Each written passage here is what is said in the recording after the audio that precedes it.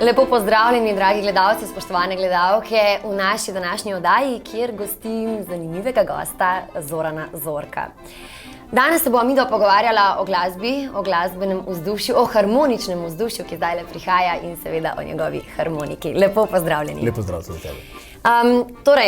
Rekli smo, da imamo harmonično vzdušje, malce smo že podrobili, da gre za harmoniko, pa vas bom jaz kar takoj vprašala, da bodo naši gledalci, tisti, ki še ne vedo, točno vedeli, kakšna je vaša glasbena pot, kako vas je zapeljala ravno do harmonike. Čisto tako iz družinske tradicije. Moja mama, po strani moje mame, družina, so ljudski godci in tako se je tudi prenašala ta na nek način veščina ali pa talent, katerega sem prerastel čez kar dosti hiter in se podal v izven ljudskih godcev teh glasbenih vod in potem še tudi v druge glasbene skupine in pa seveda v svet. Tako se je začelo.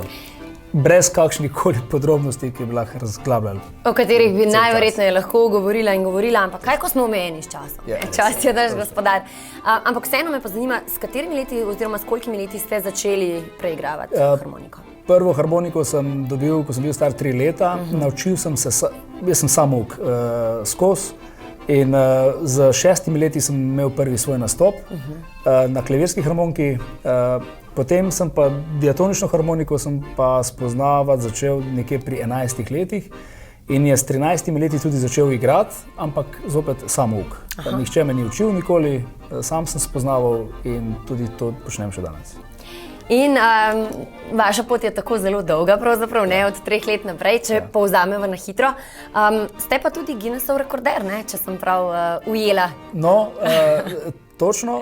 S tem, da sem ob vsem tem, kar sem se ukvarjal z glasbo, sem se ukvarjal tudi dosti športom in tako naprej in sem tudi začel združevati šport in glasbo kot eno, recimo, in sem na ta način tudi želel na nek način pokazati, dokazati, da lahko tudi z harmoniko igraš neprekinjeno x ur, v mojem primeru 42 ur pa pol.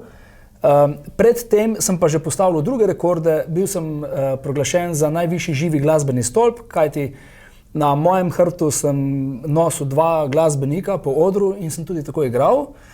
Potem sem tudi naredil prvo stojo na glavi na harmoniki in sem tudi igral diatonično harmoniko na ta način. Tako da to je bila pač moja neka navada, ali pa iskal sem vedno izzive, bistveno drugačne od vseh klasičnih glasbenikov na diatonični harmoniki. Še vedno mi je ostalo nekje v spominu 42 ur in pol preigravanja na harmoniki. Jedli, pili, vmes ste? Kako je to izgledalo? Stranišče? Tudi na stranišče. Na vsako uro sem imel 5 minut pauze, tako da sem lahko uporabil ali pa izkoristil za to. Večinoma sem pa tako delal, da sem igral 5-6 ur skupaj. In potem teh 5 minut na uro sem združil v pol ure, kjer sem potem tudi lahko izkoristil za nek počitek. Ampak počitek ni bil kot počitek, ker so bili ljudje skozi non-stop okoli mene in vzel sem tudi te pol ure, sem vzel kot da igram skozi. Tako da praktično, kot sva rekla že na začetku, 42 ur in pol in to je to. Imel sem plan 48 ur, da naredim res 2 dni, cela 2 dneva. Zaradi vnetja mišic, ker sem igral nenormalno močno, nisem bil na nek način taktičen, pa tudi priprav nisem imel veliko, ker so me poklicali organizatorji tega dela, so me poklicali zelo pozno in sem imel na voljo samo 3 tedne, da sem se pripravil, ker je nekdo prej, ki bi moral za to tekmovanje, za ta izziv nastopati, je odpovedal in se je 1 leto prej pripravljal, v mojem primeru je bilo pa samo 3 tedne. In so iskali nekoga primernega, kdo bi bil sposoben, da to narediti, so pač bili, pokličimo njega, on je tak človek. Za moje pojme še en Guinnessov rekord, nekdo se 1 leto pripravljal, vi 3 tedne, tako da... Zdaj pripravljam 70 ur. 72, tako da bomo tudi na tem nivoju... Stopnjujemo. Ja, ampak zdaj se počasi adaptiram in ko bo čas za to, bomo tudi to naredili. Odlično. Kapo dol, tako bom rekla. Zdaj pa znova se vračam nazaj k tistemu morda enemu izmed prvih stavkov. Obrali ste drugačno pot, torej vi ne greste po poteh, bom rekla, narodno-zabavne glasbe. Bi morda povedali več, kaj pa potem vi preigravate? V bistvu, takoj ko sem zaključil, ko sem bil v vojski, na služenju vojaškega roka, to je bilo, ko sem bil star 18 let, sem takrat začel tudi iskati izzive v drugih stilih. In vedno, mislim, klasika od polk in valčkov me ni več toliko zanimala, čeprav še vedno igram danes, ne, po potrebi in pa seveda zaradi lagodja glasbenega in tako naprej. Od takrat naprej se skozi na nek način nadgrajujem v stilih od funka, jazza, jazz rocka. Bil sem že tudi v rap vodah, delam zdaj z švicarskim DJ-jem, DJ produkcijo v Švici. Zdaj v Nemčiji imam agencijo, kjer delamo pač nek način power rock na Freitonarco in tako naprej. Tako da bolj v tem delu in pa seveda pripravljam tudi program z simfoniki, kjer bom igral kjer pač delam aranžmaj svetovnih uspešnic v funk, jazz ritmih z podlago simfoničnega orkestra.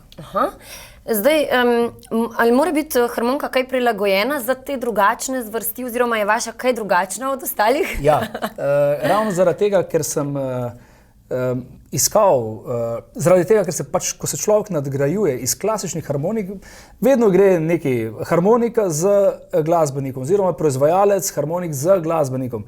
Zdaj, proizvajalci, če so napredni in če znajo slediti glasbenikom, potem pride tudi do sprememb. V mojem primeru je prišlo do sprememb. Po, 20 letih iskanja, kdo je tisti, ki bi mi lahko sledil, je pač proizvajalec Munda, ki je skoraj toliko star kot jaz, ne?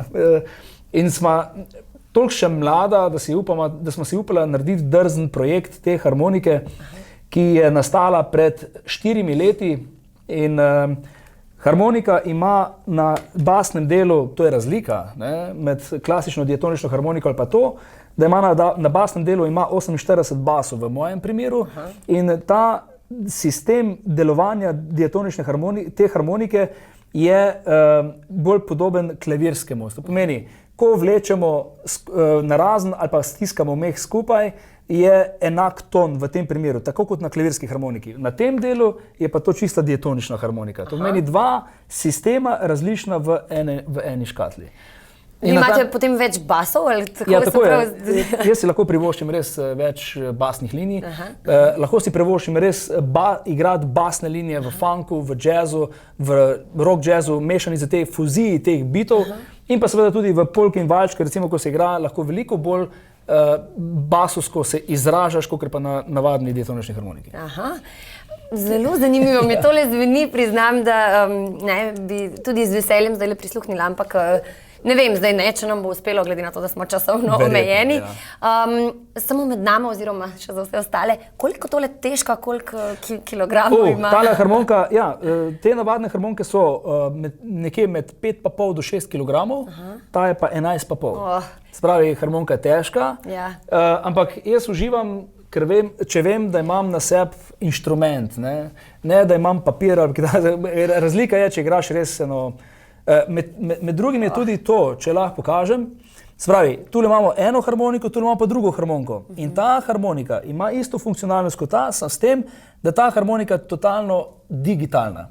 Tu so digitalni zvoki noter in od orgel, violin, klavirjev, kitar in vsega. In s to harmoniko pač uprizarjam tudi glasbo na tem nivoju. Spravi, če igramo v funku, igram tudi električne klavirje, ampak res tako fajn.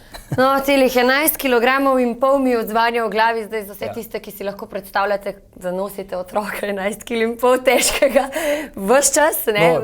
Če to seštejete 9 mesecev, ki ga imate vse, je to približno tako. Skratka, kapo dol znova.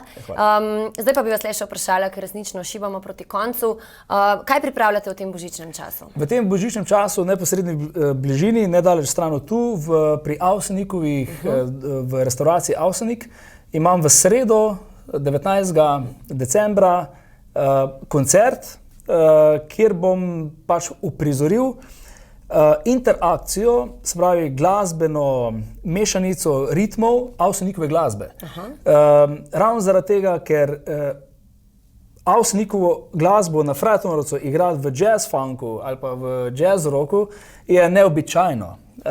In zato sem tudi pripravil program, kjer bo 3x po pol ure in spremljali me bojo narodno-zabavni trio, kjer bojo igrali originalne Avsenikove skladbe izbrane. Jaz bom zraven sodeloval tudi z svojimi, bom rekel, svojim načinom igranja, no, da se tako izrazim, kjer bomo združevali, se pravi, interakcija bo točno med originalom in med mojimi izvedbami in pa potem za svojo glasbeno skupino, kjer bom pač pokazal, kako mi ustvarjamo avtorsko glasbo in pa seveda Avsenikovo v vseh teh možnih ritmih.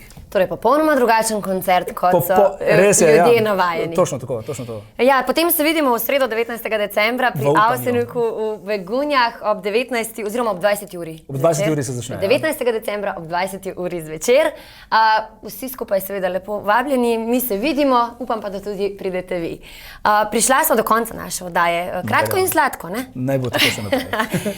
Tako da, dragi gledalci, spoštovane gledalke, tudi vam se prav lepo zahvaljujem za pozornost in imejte lep večer še naprej. Lep pozdrav.